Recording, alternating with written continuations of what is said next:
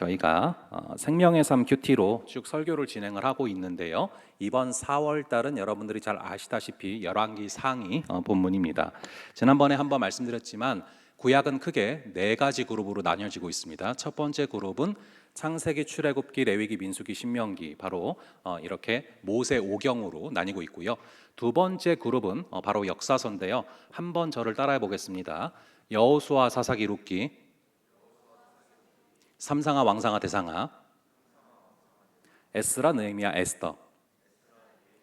이렇게 총 12권인데요. 제가 중간에 삼상하, 왕상하, 대상하 이랬는데 이게 뭐냐면은 사무엘상하, 열왕기상하, 역대상하예요. 그래서 우리가 읽은 열왕기상이 바로 이 두 번째 그룹 역사서에 들어간다라는 것을 우리가 확인할 수 있어요. 그래서 열왕기상은 역사서다라는 것을 꼭 기억하시는 게 중요합니다. 그리고 우리가 지난달에 살펴봤던 이 시편은 세 번째 그룹에 들어가는데요. 이 시가서죠. 욥기, 시편, 잠언, 전도서, 아가서 이렇게 세 번째 그룹이고 마지막 네 번째 그룹은 바로 이사야부터 말라기까지 바로 선지서라고 이렇게 구분이 됩니다. 자, 그래서 우리가 묵상할 열왕기상이 역사서에 해당된다. 이 특성을 아시고 들어가는 것이 굉장히 중요하다라고 거듭 말씀드립니다.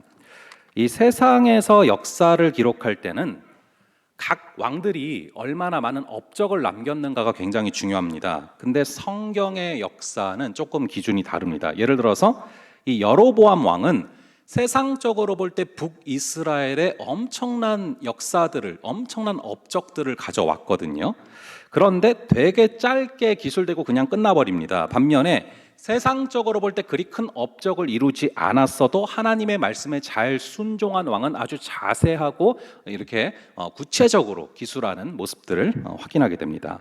왕이 하나님의 말씀을 잘 따르는 그런 시대는 평안했고요. 근데 왕이 하나님의 말씀을 잘 따르지 않는 시기는 어려움을 겪습니다. 그래서 왕의 업적이 아니라 왕과 하나님과의 관계가 굉장히 중요한 것입니다. 그래서 성경의 역사서는 이진법입니다.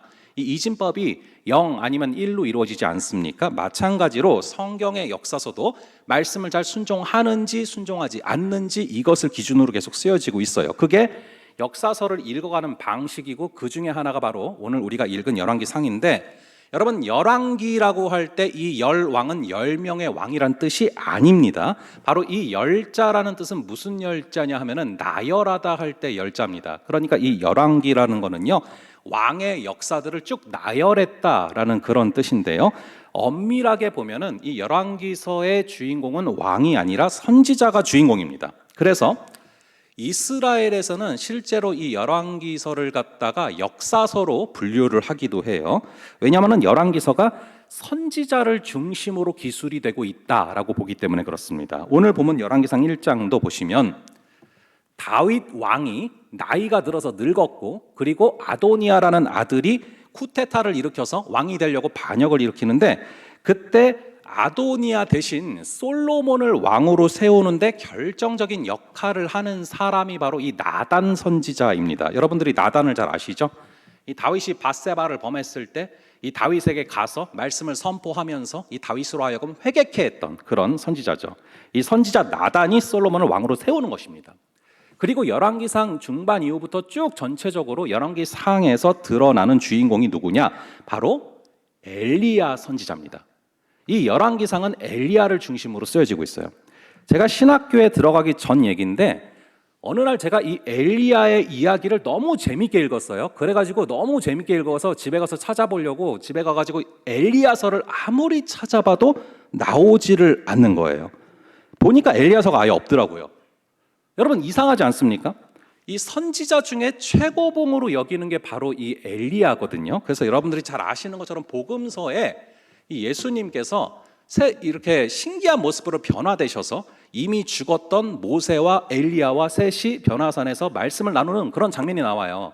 근데 거기서 왜 모세와 엘리야가 나타나냐 하면은 모세 하면은 율법의 대표자고 엘리야 하면은 바로 이 선지자의 대표자이기 때문에 세 분이 만나서 대화를 나누는 장면이 나오거든요. 근데 이 선지자의 대표격인 엘리야서가 따로 없고요. 바로 오늘 우리가 읽은 열왕기상이 사실상 엘리야서랑 굉장히 흡사하다라고 생각을 하셔도 돼요. 그래서 이스라엘 사람들은 이 열왕기서를 갖다가 바로 이 선지서로 분류를 했다라는 것입니다. 왜냐하면 이 책의 주인공이 사실상 엘리야니까 그렇습니다. 그리고 이 열왕기 하의 주인공은 바로 엘리사 선지자입니다. 그래서 여러분이 이렇게 신앙생활을 하다가 문득 엘리야를 굉장히 읽어보고 싶고 이 엘리야를 굉장히 묵상해보고 싶고 엘리야를 꼭 만나보고 싶다라고 이런 생각이 드는 그런 순간들이 있을 수도 있습니다.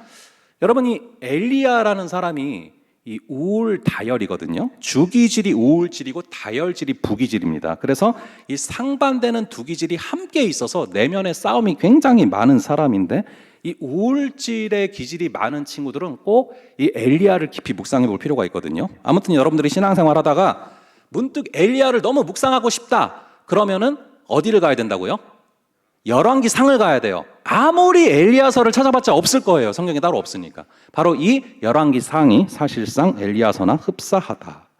그래서 우리가 이 조선 왕조실록을 읽듯이 왕에게 초점을 맞추어서 역사서를 보는 게 우리한테는 익숙해요. 왜냐하면은 우리의 기본적인 속성은 무조건 높아지고 싶고 그리고 올라가는 걸 좋아하거든요.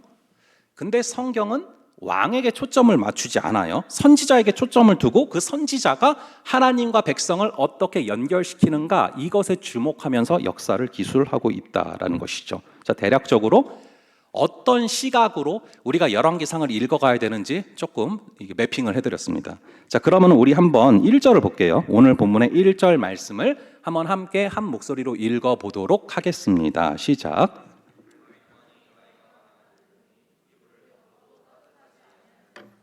성경은요, 어떤 사실을 아주 객관적이고 정확하게 기술을 합니다. 제 아무리 다윗 왕이라고 할지라도 이 다윗 왕을 변호하거나 치장하지 않아요.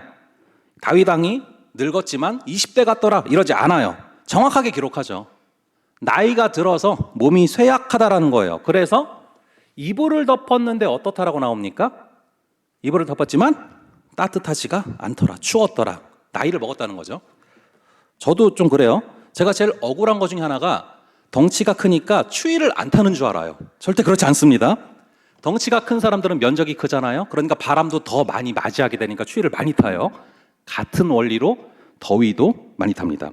그래서 제가 더위도 많이 타는데 추위까지 많이 타니까 우리 아내가 종종 가지가지 한다 그러는데 이게 나이가 들면은 이게 점점 더 추워져요. 근데 이 젊은 애들 보면요, 한겨울에도 반팔 입고 다니는 애들이 있습니다. 저는 파카를 입어도 추운데 똑같은 날씨인데 반팔을 입고 다니는 사람이 있거든요. 우리 집에 한 명 있어요. 겨울에 반팔 입고 다니는 애, 막내 아들. 그러니까 여러분 이게 무슨 말씀인지 아시겠죠? 이불을 덮어도 따뜻하지 아니하더라. 파카를 입어도 따뜻하지 아니하더라. 그러니까 여러분 부모님들이 자녀들 나갈 때 추우니까 옷 두껍게 입고 나가라 그러잖아요. 본인이 추운 거지 애들은 안 추운 거죠. 추우면 알아서 다 입습니다. 그러니까 이불을 덮어도 몸이 추웠더라 다윗 왕이, 이 얘기는 다윗 왕이 노쇠했다라는 거예요. 그래서 이후에 나오는 2절부터 4절을 보시면은 그렇게 노쇠해진 다윗 왕을 위한 조치가 나옵니다. 그런데 이 2절부터 4절까지는 사실 우리가 우리의 상식으로 이해하기가 좀 힘든 얘기예요. 그래서 굳이 저는 읽고 싶지 않아서 지금 같이 안 읽었어요. 여기서 성경을 우리가 읽을 때 굉장히 중요한 원리가 나오는데 성경을 읽어 나갈 때는 항상 중요한 두 가지 축이 있습니다. 한번 따라해 볼게요. 해석과 적용. 해석과 적용.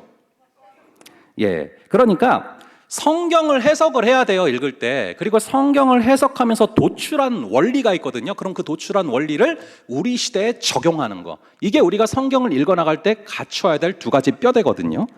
근데 이 적용은 뭐냐? 바로 성경의 시대와 우리의 시대 사이에 다리를 놓는 것입니다. 성경에서 도출한 원리를 뽑아내서 그것을 우리의 시대에다가 다리를 놓는 것. 그게 바로 적용이라는 것이죠. 이 성경의 시대랑 우리의 시대는 문화가 굉장히 달라요. 그래서 성경을 보면서 시대를 초월해서 문화를 초월해서 통용되는 진리가 무엇인지를 뽑아내고 그것을 우리의 시대와 문화에 적용시키는 게 굉장히 중요하다는 것이죠. 자, 오늘 우리가 읽은 본문에서 우리가 적용해야 될 중요한 진리들이 굉장히 많습니다. 근데 이상하게 그런 거는 못 보고 지역적인 것만 보면서 지역적인 것에 꽂혀서 지역적인 것을 굳이 문화가 달라졌음에도 적용하려는 그런 케이스들이 있다라는 거예요. 이 열왕기상 시대 당시의 왕들은 일부 다처제가 당연한 문화였고요. 2절부터 4절에 나온 것 같은 이상한 문화들도 있었던 시대라는 것이죠. 하지만 지금 이 시대의 문화와는 맞지 않는 내용입니다. 여러분, 오늘날로 치자면은 굳이 왕이랑 흡사한 게 대통령이라고 볼 수 있겠죠? 근데 그 어떤 대통령이 부인을 여러 명 거느리겠습니까? 그 어떤 대통령이 2절부터 4절에 나오는 풍습을 따라하는 대통령이 있겠습니까? 그리고 이것은 문화를 떠나서 궁극적으로도 사실은 성경의 가르침과 위배가 됩니다. 창세기에 보시면은 아담과 하와가 첫 가정을 이루게 하시지 않습니까? 그러니까 일부 일처제가 성경적인 가정의 모습인데 죄악으로 인해서 타락한 시대들이 있었구나라고 보시고 넘어가면 돼요. 핵심은 뭐냐? 그만큼 다윗 왕이 나이가 들었더라. 그만큼 다윗 왕이 노쇠해졌더라. 이게 핵심이에요. 그래서 5절에 보시면 다윗 왕이 늙어서 노쇠한 틈을 타서 아도니아라는 아들이 반역을 하려고 하는 거예요. 그걸 한번 볼게요. 오늘 본문의 5절의 말씀을 함께 한 목소리로 읽어보도록 하겠습니다. 시작. 그때에 학기세 아들 아도니아가 스스로 높여서 이르기를 내가 왕이 되리라 하고 자기를 위하여 병거와 기병과 호위병 50명을 준비하니. 다윗은 우리가 굉장히 좋아하고 부러워하는 인물이기도 하지만 실제로 그의 삶은 참 힘들고 괴로웠습니다. 이 왕위를 노리는 아들들이 계속 반정을 일으키고 쿠데타를 일으키거든요. 이 아도니아라는 아들이 이제는 쿠데타를 일으키려고 하는 거죠. 그런데 오늘 이 본문을 정확하게 파악하기 위해서는 여러분들이 이 다윗의 아들들의 서열에 대해서 기본적으로 아실 필요가 있어요. 그래서 한번 우리가 사무엘하 3장 2절부터 5절을 좀 볼게요. 사무엘하 3장 2절부터 5절을 띄워주시면 요걸 가지고 돌아가면서 한 절씩 보면은 첫째, 둘째, 셋째, 넷째 서열이 누군지가 정확히 나오거든요. 한번 저랑 돌아가면서 읽어볼게요. 제가 먼저 읽겠습니다. 다윗이 헤브론에서 아들들을 낳았을 때 맏아들은 암논이라 이스라엘 여인 아히노암의 소생이요. 둘째는 길랍이라 갈멜 사람 나발의 아내였던 아비가일의 소생이요. 셋째는 압살롬이라 그술왕 달메의 딸 마아가의 아들이요. 넷째는 아도니아라 학기세 아들이요. 다섯째는 스바디아라 아비달의 아들이요. 여섯째는 이브르함이라 다윗의 아내. 이름이 왜 이렇게 어려워? 그렇죠? 예. 그래서 여러분 이렇게 다윗의 아들들을 쭉 살펴보면 첫째가 누굽니까? 암논. 둘째는 길르압. 셋째가 압살롬. 그리고 넷째가 바로 오늘 본문에 나타나는 반역을 일으키려고 하는 아도니아죠. 우선 여러분 이 첫째 암논은 죽었습니다. 셋째 압살롬이 다윗에게 반역을 일으켰을 때 압살롬이 첫째를 죽였거든요. 그리고 둘째 아들의 이름은 길르압이라고 나오는데 다윗이 아비가일과 낳은 그런 아들인데 성경에 전혀 기록이 나오지 않기 때문에 이 아비가일은 낳자마자 일찍 죽었을 거다라고 많은 학자들이 동일하게 추정을 합니다. 그래서 첫째 암논 죽었죠. 둘째 길르압 죽었죠. 그리고 셋째 바로 이 압살롬도 반역을 일으켰다가 다윗의 오른팔에 해당되는 이 요압 장군이 지나친 과잉 충성을 하면서 이 압살롬을 죽여요. 아무리 압살롬이 다윗에게 반역을 했다고 할지라도 압살롬이 이 다윗의 아들인데 이 요압이란 장군이 생각이 없는 거죠. 그렇게 과잉 충성하는 과정 가운데 셋째를 요압 장군이 죽입니다. 그렇게 다윗의 마음이 찢어지는 거예요. 이게 여러분 곰곰이 생각을 해보시면은 다 밧세바를 범죄한 후에 벌어지는 사건들이거든요. 다윗이 한 가정을 무너뜨리고 나서 다윗의 가정이 처참하게 무너지는 모습을 보게 돼요. 셋째 아들이 첫째를 죽였고 둘째도 죽었고 셋째 아들이 반역을 일으키다가 자기 자신의 믿었던 오른팔에 의해서 죽임을 당하는 거죠. 이처럼 죄를 지었을 때 죄를 용서하시고 다시금 기회를 주시고 받아주시는 우리 하나님이시지만 그 죄의 대가는 너무 처참하다라는 거예요. 그래서 여러분들 죄는 안 짓는 게 가장 좋은 겁니다. 어쨌든 아들 중에서 첫째부터 셋째까지 다 죽었어요. 그러면은 남아있는 아들들 중에서 가장 서열 1위가 누굽니까? 바로 넷째인 아도니아. 바로 오늘 본문에 나오는 아도니아가 현재 서열 1위죠.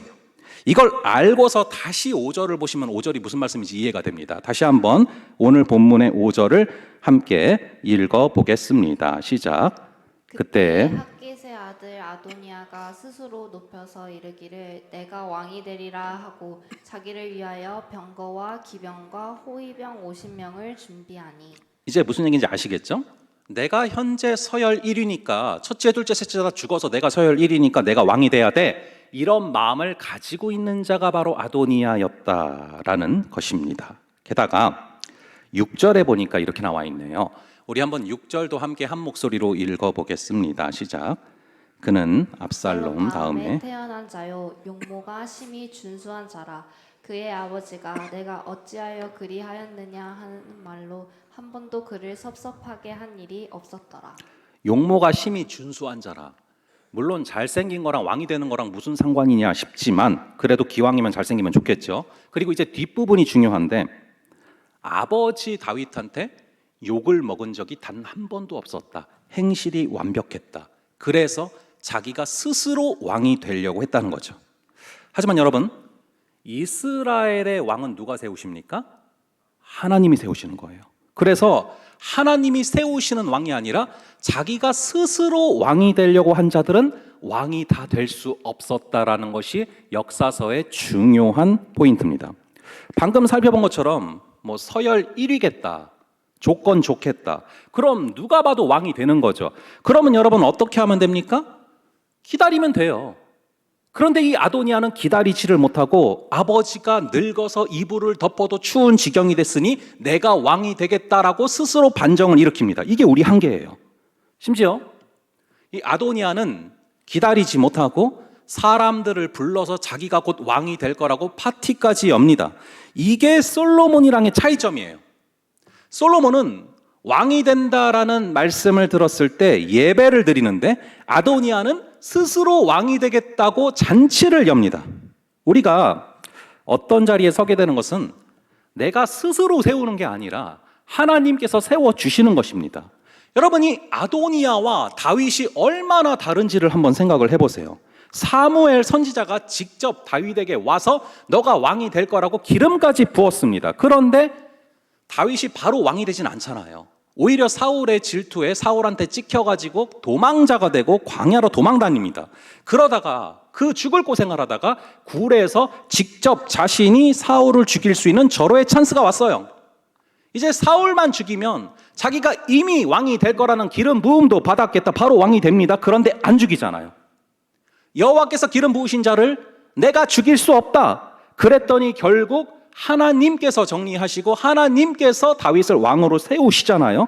여러분 평생 여러분들 살 때 이 다윗과 같은 패턴으로 사셔야 돼요. 다윗같이 사셔야 됩니다. 내가 스스로 높이려고 하는 아도니아처럼 살지 마시고 주께서 높여주실 때까지 참고 기다려야 되는 거예요. 그럼 때가 됐을 때 높여주시고 그렇게 주께서 높여주시면 견고해서 흔들리지 않습니다. 여러분 이 기다림이 중요하다는 거예요. 이 대나무가 자라는 과정을 보면은 되게 신기한 게요. 이 대나무를 4년 내내 길러도 3cm밖에 자라지 않습니다. 그런데 그 4년이 됐을 때 포기하지 않고 조금만 더 기르면 5년째가 지나가면서 하루에 30cm씩 자라나는 시점이 오고 6주 만에 30m가 자라거든요. 그래서 비 온 뒤에 죽순이 하루에 막 1m씩 자라나는 것을 보고서 우후죽순이란 말까지 생겼어요. 우후죽순처럼 생긴다. 그럼 대나무는 왜 5년 내내 3cm밖에 안 자라다가 5년이 넘어가면서 6주 만에 30m가 자라납니까? 이 5년 동안은요, 눈에는 보이지 않지만 깊이 뿌리를 내리면서 이 마디 아시죠? 마디. 이 마디라는 게 성장을 하는 것입니다. 그리고 마디가 탄탄히 성장하고 나면은 죽순 단계에서는 이미 탄탄하고 넓어진 그 마디의 굵기대로 위로 쭉 자라나는 것이죠. 눈에 안 보이지만 굵기를 탄탄하게 넓히는 그 시기가 필요하고 그것만 세팅되고 나면은 위로 자라나는 것은 시간 문제인 것입니다. 그래서 우리가 살면서 절대로 의미가 없는 정체가 없습니다. 내게 왜 응답이 없으시지? 내게만 왜 응답하지 않으시지? 왜 내게만 아무런 역사가 없으시지? 하나님께서 나를 강하게 만드시는 과정이에요. 믿음 생활을 하시다가 여러분들이 이상하게 정체가 되는 순간이 온다면 꼭 기억하세요. 바로 마디를 만들고 계시는 순간입니다. 이 마디를 만드셔야 위로 솟구칠 수 있거든요. 우리가 이 느티나무처럼 휘는 나무가 아니라 대나무처럼 솟구치는 나무가 되게 하시려고 마디를 튼튼하게 만드시는 시간을 인내할 수 있어야 되는 것입니다. 그러니까 이 다윗이 대나무라면 이 아도니아는 느티나무인 거죠. 방금 위에서 본 것처럼요, 뭐 서열 1위겠다, 조건 좋겠다. 그럼 누가 봐도 왕이 되는데 조금 기다리면 되는 거거든요.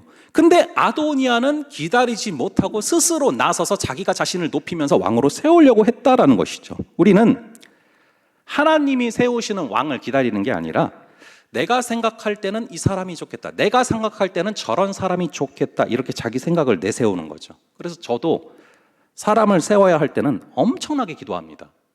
절대 쉽게 세우지 않습니다. 좀 늦어지더라도, 좀 답답하더라도 기도하고 고민하거든요. 특히 내 생각에 딱 이 사람이다라는 생각이 들면 굉장히 조심하고 여쭤보는 시간을 갖습니다. 근데 오늘 본문에 보면 아도니아는 심지어 자기가 자기 자신을 스스로 왕으로 세우려고 하는 거죠. 게다가 그의 생각에 동조하는 자들이 있습니다. 그게 바로 7절인데요. 우리 한번 7절의 말씀을 함께 한 목소리로 읽어보겠습니다. 시작.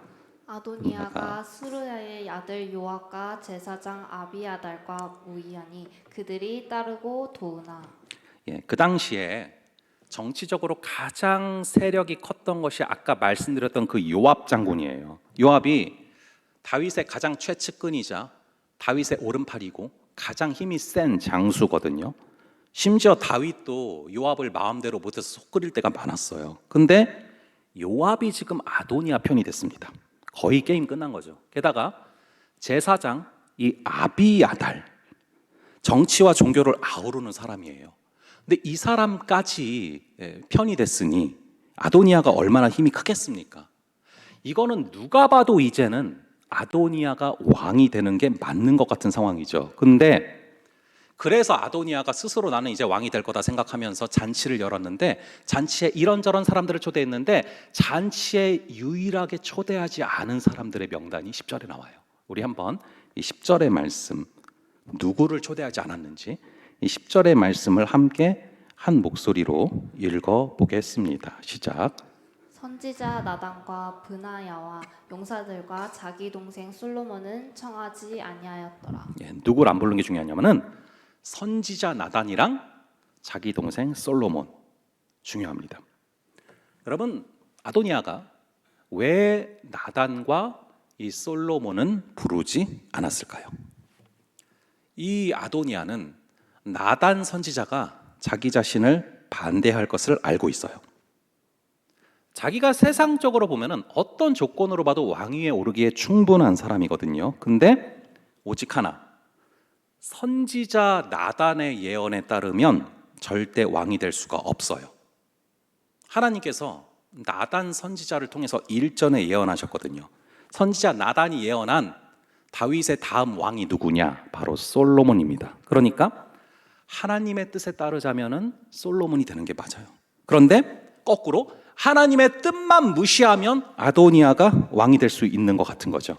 나단만 무시하면 자기가 왕이 될 수 있는 것 같은 거죠. 그러니까 아도니아는 그 상황에서 갈등에 빠진 겁니다. 선지자 나단을 인정하면, 하나님의 뜻을 인정하면은 동생 솔로몬이 왕이 돼야 되지만, 나단만 눈 딱 감고 무시하면 요압도 내 편이지, 서열도 1위지, 내가 조건 좋지, 그러니까 눈 딱 감고 자기가 스스로 왕이 되려고 한 것입니다. 이 열왕기상이 그냥 세상의 조선왕조실록이라면은 아도니아가 왕이 되는 게 맞죠. 그런데 왜 열왕기상은 아도니아가 아니라 솔로몬이 왕이 되는 것을 지지합니까? 우리가 사무엘하 7장에 그게 나오는데요. 이 사무엘하 7장은 다윗 왕이 하나님께 집을 지어드리겠다라고 말씀드린 유명한 장이에요. 그랬더니 하나님이 너무 감동을 받으셔서 아니다, 내가 너를 위해서 집을 지어줄게 말씀하신 장인데, 거기에 한번 12절을 볼게요. 사무엘하 7장 12절, 사무엘하 7장 12절을 우리가 함께 한 목소리로 읽어 보겠습니다. 시작. 내 수완이 차서 내 조상들과 함께 누울 때에 내가 내 몸에서 날 내 씨를 내 뒤에 세워 그의 나라를 견고하게 하리라. 자, 여기 보시니까 내 몸에서 날 내 씨. 아직 태어났습니까? 태어나지 않았습니까? 안 태어났죠. 태어날 씨. 그러니까 이미 태어나 있는 아들들은 다 아닌 거예요. 아직 태어나지 않은 아들이 왕이 될 거라고 예언하셨는데 그 아들이 누구냐? 우리 한번 사무엘하 12장 24절 25절을 볼게요. 24절과 25절 두 구절을 함께 한 목소리로 읽어보겠습니다. 시작. 다윗이 그의 아내 바세바를 위로하고 그에게 들어가 그와 동침하였더니 그가 아들을 낳음에 그의 이름을 솔로몬이라 하니라. 여호와께서 그를 사랑하사 선지자 나단을 보내 그의 이름을 여디디아라 하시니 이는 여호와께서 사랑하셨기 때문이더라. 여디디아는 솔로몬의 별명인데 여호와께서 사랑하셨다라는 뜻입니다. 그러니까 7장에서 아직 태어나지 않은 그 아들이 성전을 건축할 것이고 그 아들이 왕위를 이을 것이고 그 왕위를 견고하게 할 것이다라고 말했는데 그게 누구냐? 바로 하나님이 너무 사랑하신 솔로몬인 거예요. 그런데 이때 솔로몬에게 여디디아, 즉 하나님이 사랑하시는 자다라는 이름을 붙여준 사람이 누굽니까? 바로 나단 선지자죠. 그러니까 7장에서도 12장에서도 다윗에게 그 다음 왕은 솔로몬이다 라고 두 번이나 미리 알려줬어요. 그런데도 아도니아는 억울한 거죠. 누가 봐도 내가 서열 1인데 얼굴도 잘생겼는데 심지어 행위도 완전한데 게다가 요압도 내 편이지. 이거는 완전히 내가 왕이 될 것 같다. 게임 끝났다 생각을 했겠죠. 하지만 딱 하나, 나단 선지자와 솔로몬 때문에 궁극적으로는 하나님 때문에 아도니아는 왕이 될 수가 없어요. 그래서 쿠데타를 일으킨 것입니다. 여러분, 하나 제가 질문을 던지겠습니다. 여러분들 살면서 하나님은 여러분들의 삶에서 변수입니까? 상수입니까? 하나님은 여러분들의 삶에서 변수가 됩니까? 상수가 됩니까? 하나님은 있다가 없는 그런 변수가 아니에요. 하나님은 여러분들의 삶의 상수입니다. 하나님만 없으면 모든 것이 완벽한 상태 가능할까요? 절대 가능하지 않아요. 하나님은요, 변수가 아니라 상수고요. 하나님은 모든 것이 되십니다. 그러니까 살면서 하나님이라는 한 가지 요소만 빼고는 모든 게 완벽하게 준비된 것 같다. 그런다고 해서 절대 일이 이루어지지 않습니다. 반대로 사람의 눈으로 봤을 때 아무런 조건도 가능해 보이지 않아요. 아무런 것도 안 될 것 같아요. 그런데요, 하나님이라는 한 가지 조건만 있으면 돼요. 모든 조건이 안 될 것 같아요. 그래도 하나님 한 분만 계시면 된다고요. 왜냐하면 이 모든 세상을 주관하시는 분이 하나님이시고 우리를 창조하신 분이 하나님이시고 이 세상의 역사를 끌어가시는 분이 하나님이시기 때문인 줄을 믿으시기 바랍니다. 그러니까 이 아도니아는 애초에 생각을 잘못한 거예요. 하나님만 없으면, 하나님의 약속만 아니면 내가 왕이 될 수 있는데 이게 말이 되는 얘기입니까? 하나님의 백성인 이스라엘의 왕을 세우시는 분은 하나님이시거든요. 여러분, 하나님이 상수인 것을 잊지 마시고 하나님께서 유일하면서도 완벽한 조건이 됨을 잊지 마시고 그 하나님을 붙잡고 걸어가시는 그런 저와 여러분, 그래서 그 하나님을 믿기에 우리가 대나무처럼 마디가 길어지게 하게 하시려고 시간을 허락하실 때 그것을 기다리며 걸어갈 수 있는 그런 저와 여러분 되기를 간절히 바랍니다. 우리 함께 찬양하면서 기도하며 나아가겠습니다.